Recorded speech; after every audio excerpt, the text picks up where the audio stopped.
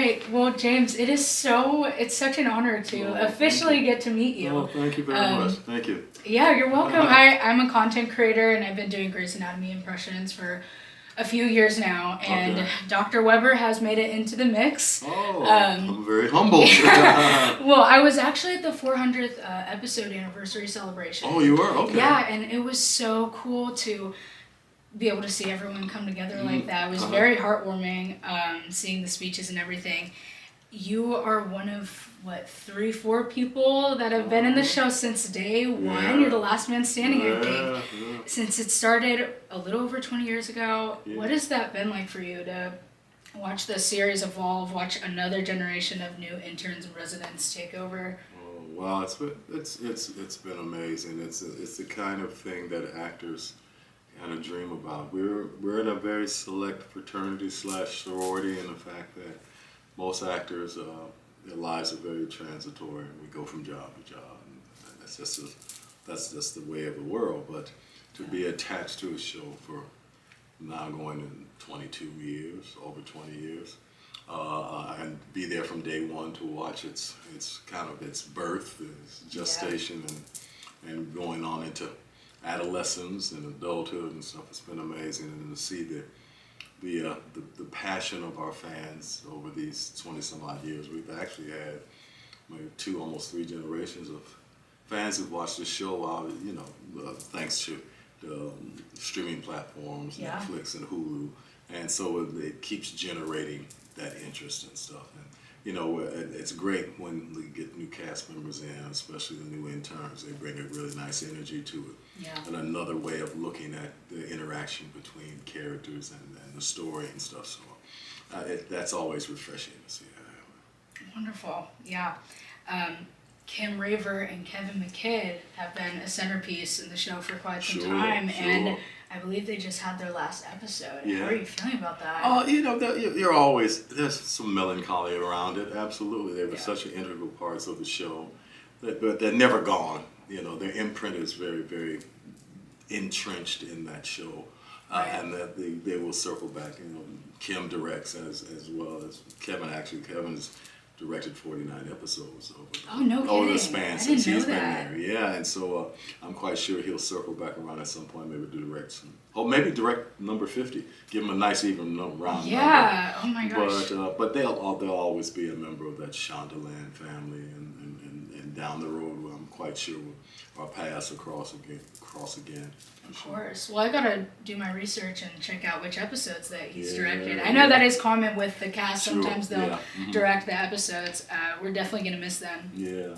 That actually brings me to my next point. Your character had a pretty meaningful message this last season, and I know that this arc was based off of what you were facing in your life, your battle with prostate cancer. Yeah.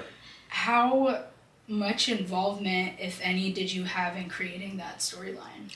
Well, when I first got my diagnosis last year, and it was totally spontaneous.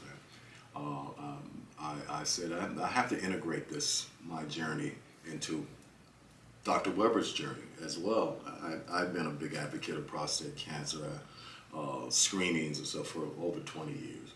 And so when I got my diagnosis, I said, how can I best, if I have any impact, does my platform mean anything, how can I get this message out to men? We need to be proactive in terms of that. So I reached out to our executive producer, long story short. She thought it was a great idea. And we kind of collaborated with the writers. Lisa was the main writer on the arc, 3-episode arc. And, they'd done their research. And I think I'd like to think it made an impact. I wanted to attach a PSA to it, which we did, which really got an amazing response. That's good. Obviously from the trades, but also from John Q. Public, and calls I got from people and stuff. So if I was able to affect some change some kind of way, that's what I wanted to do. That's so great to hear. It's one thing to I feel like it's one thing to have to go through something like that, and it's another to have to deliver a performance on it. Yeah. But I think people really admire when people use their platform right. So thank you, appreciate it. No, thank you. Yeah. I hear that ABC is calling for an entirely new spin-off to take place in Texas. Yeah. What are your thoughts on that? Look, you probably know more about it than I do. But I just heard about. I guess it was just announced a few days ago. We had the ABC had their upfronts back on last Tuesday. And then not long after that, they announced in the trades, I believe it was on Deadline, that there was a spinoff in the works. Actually, our exec producer, Meg Moranis, who is a Texan, a native Texan, is I think will be one of the producers on it as well. But yeah, it's a spinoff on the Grays, and it takes place in rural Texas. And I believe, I don't know all of the details, just the fact that it's coming. I don't know how many episodes or anything, and how much Shonda will be involved in it as well. I'm quite sure she'll definitely have her fingerprint on it. Right. And that's exciting. This is now the third spin-off that's been spawned by Graves. There was Station 19, it was Private Practice, and now this one. So yeah, they keep that world is That's alive right. That and universe thriving. keeps spinning. It keeps spinning. Yeah, for That's sure. awesome. Mm-hmm. Well, I don't want to hold you up No for too worries. much longer. Mm-hmm. Do you have anything that you want to say to your fans about season 23? Oh, just keep watching. We're excited. As always, our incredible writers they'll kind of investigate new territories in which to tell our stories and involve all these amazing actors we have. And I know whatever it's going to be, it's going to be fun to watch. It's going to be provocative. It's going to be funny.